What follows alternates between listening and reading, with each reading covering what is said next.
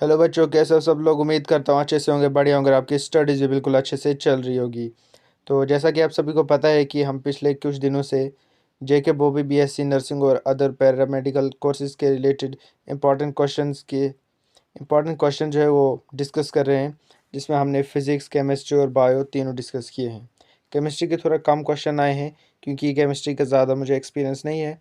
तो फिज़िक्स और बायो के इस चैनल पे आपको भर भर कर जो है वो एमसीक्यूज़ मिलेंगे।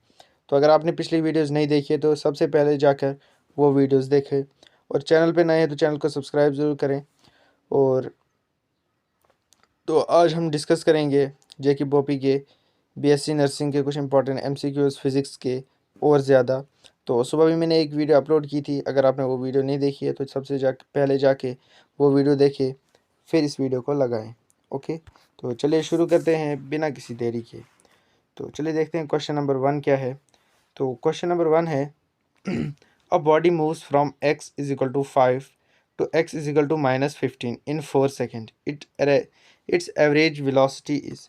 तो इसमें हमने बतानी है कि इसकी एवरेज वेलोसिटी क्या रहने वाली है।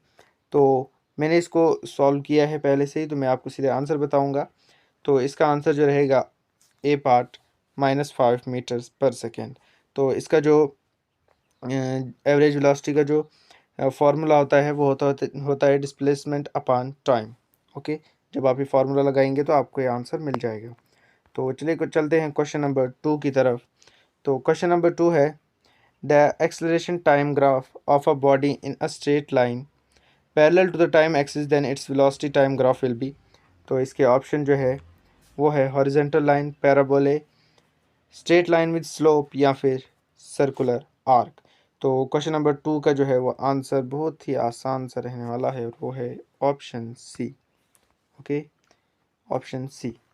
तो क्वेश्चन नंबर 3 है if the net force on a body is zero its acceleration is.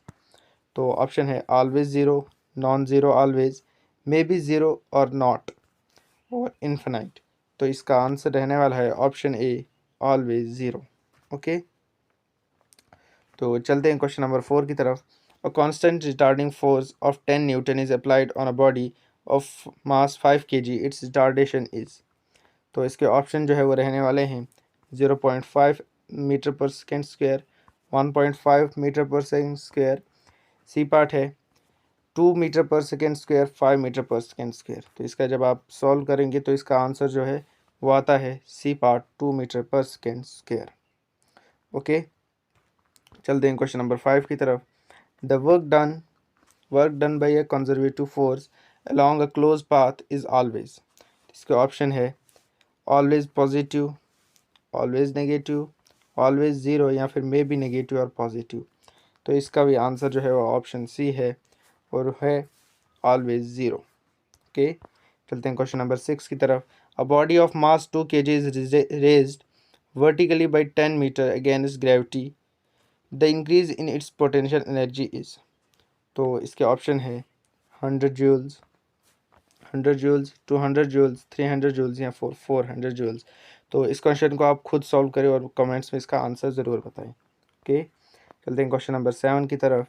तो क्वेश्चन नंबर 7 जो रहेगा वो है सॉरी तो क्वेश्चन नंबर 7 है the value of acceleration due to gravity on the surface of earth is about. तो इसका answer जो है बहुत ही आसान रहता है।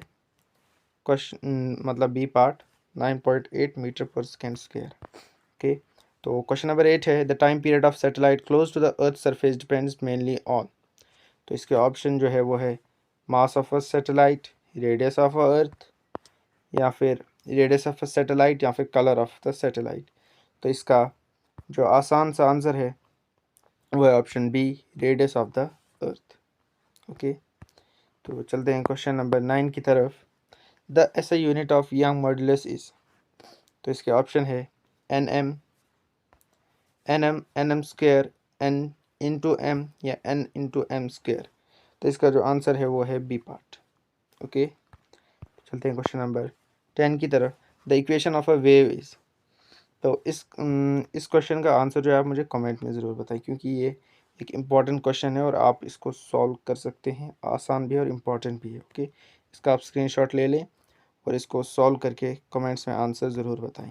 ओके, चलते हैं क्वेश्चन नंबर 11 की तरफ। In in simple harmonic motion the phase difference between displacement and acceleration. इसके ऑप्शन जो है 0, π/2, पाई या 3π/2। तो इसका आंसर जो है वो सी पार्ट है, मतलब पाई।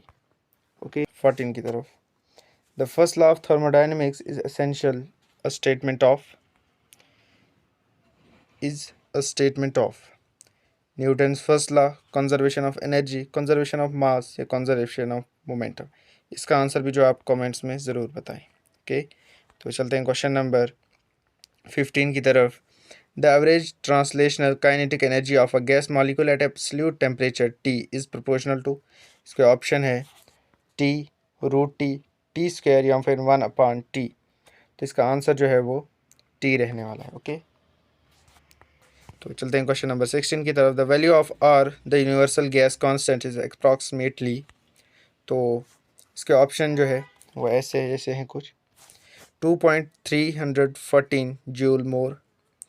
तो इसका जो आंसर है वो है ऑप्शन सी। ओके, तो चलते हैं क्वेश्चन नंबर 17 की तरफ। The SI unit of electric field is. तो एसआई यूनिट इलेक्ट्रिक फील्ड का तो बहुत ही आसान है, B part. Okay, V/m। Okay, चलते हैं क्वेश्चन नंबर 18 की तरफ। The force between 2 point is doubled when. Sorry, यहाँ पर व्हेन लिखा हुआ है, यहाँ पर व्हेन है। Okay, one charge is double, both charges double, distance is double, distance is half. तो इसका जो आंसर है वो है option B, both charges are double. Okay, तो यहीं तक है ये वीडियो। अगर आपको फुल PDF जो है वो चाहिए है तो वो आपको मेरे टेलीग्राम चैनल पर मिल जाएगा। वहाँ पर आप जाकर पूरे जो PDF है वो डिस्कस कर सकते हैं। इससे नीचे और भी जो क्वेश्चंस है, तो अगर मैं पूरे क्वेश्चन यहीं पर डिस्कस करूँगा तो वीडियो जो है बहुत ज़्यादा लंबी हो जाएगी। तो मिलते हैं अगली वीडियो में केमिस्ट्री के क्वेश्चन के साथ। तब तक के लिए बाय, टेक केयर, अल्लाह हाफिज़।